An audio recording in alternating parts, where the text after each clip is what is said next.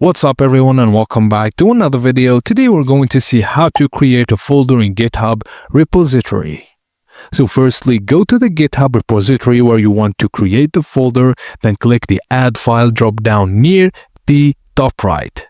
Select Create a New File and then in the file name field, type your desired folder name followed by a /. For example, my new folder /. GitHub requires at least one file in a folder, so after the /, type the file name, for example readme.txt, then add some text content inside the file. Now scroll down and click on Commit New File, and you can add a commit message like Add New Folder with readme. Now the folder will appear in your repository. You can add more files to this folder later by clicking Add File, Upload Files, or Create New File. Thank you guys for watching. I hope you enjoyed this. Please don't forget to like and subscribe for more tech tips and tricks like this.